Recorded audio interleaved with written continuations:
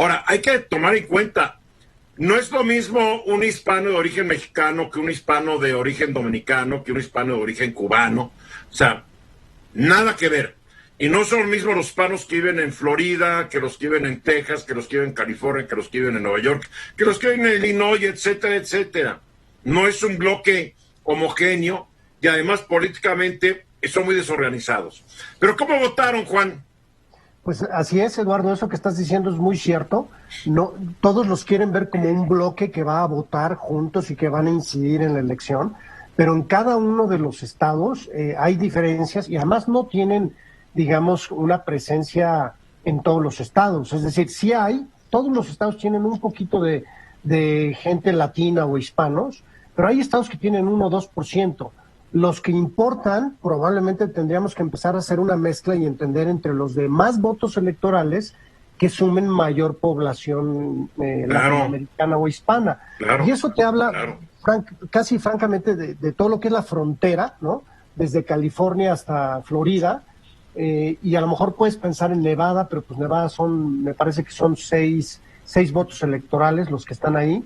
Pero esos seis votos le pueden dar la presidencia a Biden. Así es, ahorita son... Y Nevada llegó mucho mexicano, mucho hispano mexicano, porque es la capital de los hoteles, de los restaurantes, y a trabajar en ellos. Nuevo México creo que es el estado de mayor porcentaje de población hispana. Claro, pues votaron por Biden, ¿no?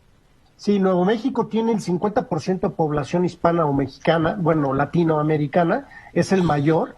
Y así para abajo viene después Texas, viene California con un 40% de esos dos estados, Arizona trae el 31% de población hispana. Entonces, pero ahora hay que cruzar eso con los votos electorales que representa cada estado. Aquí en la primera lámina que les quiero presentar, Eduardo, vienen los estados que están, digamos, en disputa por el voto electoral hispano, vamos a ponerlo así. Entonces, ves que California trae 55% de votos electorales, ¿no? Arizona trae 11, Nuevo México 5, pero es un estado que ha estado en las últimas 2 elecciones del lado de los demócratas, pero son muy buenos esos 5, como dices. Texas trae 38, Florida trae 29 y todos estos suman 138. Si sumamos Nevada, pues ya estamos hablando ahí de 144 votos electorales. Y si necesitan solo 270, pues estás hablando casi de la mitad de lo que necesitan en esos 4, 5, 6 estados, ¿no?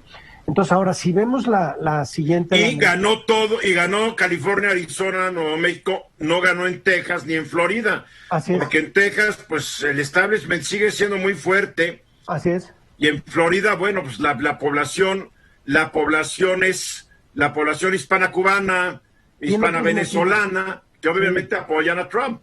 Sí, tienen otros motivos, tienen otras circunstancias, que eso ahorita lo vemos por estado, pero a nivel total, como tú decías, en la siguiente lámina vemos cómo estaba hasta ahora a las 11 de la mañana, creo que no ha cambiado nada ahorita, 264 votos electorales que lleva Biden, en algunos de los portales se han dicho más o menos, pero más o menos eso es lo que está ahí. Esta es la cuenta que lleva USA Today, es la misma cuenta que lleva Fox News. Así es. Esta cuenta de los votos electorales discrepa de la de CNN, de la AP o de las otras cadenas de televisión o el New York Times. Pero en las dos va ganando Biden, en la otra va con 253 votos, no los 264. Así es. Por eso puse esta, porque es la que está más cercana y pudiéramos darnos cuenta cómo un pequeño estado puede darte toda la diferencia ahorita, ¿no? Sí, ¿no? Entonces, si ves los que se llevó Biden, se llevó California, Arizona y Nuevo México, y con eso suma 71 votos de los que trae, de los 264. Y por el lado de Trump, trae Texas y Florida, que trae 67, y la diferencia no es tanta, son solo 4 puntos entre uno y otro, si estuvieran en juego solo los... Ahora, pero aquí creo que de podrías haber aumentado el estado de Illinois, que también tiene una gran población hispana, sí, y Nueva York. Así es, Chicago y Nueva York. Y la ciudad de Nueva York, pero el mismo estado de Illinois y Nueva York tienen mucha población hispana, pero en fin, pero ahí va. Después, ¿qué más nos dices? Lo que quería yo mostrarte por estado aquí es un poco cuáles son las circunstancias que los llevó a votar. Veamos California. California se la llevó Biden, son los 55 votos de California, y aquí se habla, y se habla en todos los medios, de que ahí viven familias de una segunda, tercera generación, Entonces ya hay muchos jóvenes viviendo en California de origen latino que tienen una mayor, digamos, aceptación por los partidos, por el Partido Demócrata, ¿no? Entonces, por eso se dice que la mayoría de voto hispano joven fue el que dio el impulso a Biden de ese lado. En California. Mismo, así es, lo mismo sucede en Arizona, que es igual un poco como Nuevo México, tienen ese mismo ejemplo que pasa un poco con California. Son generaciones de familias que ya llevan mucho tiempo viviendo ahí. Y en los 3 estados pasa eso. Aunque también en Arizona, el estado digamos, la provincia o el condado de Maricopa, que es donde está Phoenix, también tenían un tema ahí de un problema más como el manejo de la pandemia y de qué había hecho Trump con respecto a toda la situación ahí, y sí estaban un poco en contra de Trump por eso. De hecho, Arizona es un estado que había ganado Trump en las elecciones pasadas. Sí, claro. Y ahora se le volteó por eso, por el manejo que le estaba dando. Y porque ha llegado una gran población de otros estados que no son republicanos. Ha llegado mucha población joven y también mucha gente que ha cambiado el perfil demográfico de Arizona, que era un estado archirrepublicano. A mí no se me olvida la gobernadora de Arizona que hablaba mal de México. Sí, decías, qué barro. Todavía que se robaron Arizona nos tratan mal estos. Y Arpaio, ¿te acuerdas? Era de Arpaio, al cual Trump lo absolvió de cualquier pena después de que un tribunal lo mandó a la cárcel. Así es. Y bueno, después viene Texas. Texas fue un estado que ya votó directo y ya ha estado las últimas 2 elecciones del lado de los republicanos, ¿no? Aquí el tema que sonó más fue el tema del presupuesto a la fuerza pública, la policía, ¿no? Que se empezó a hablar mucho de law and order, ¿te acuerdas en los debates que le decían, no quiere entrar al tema Biden, ¿no?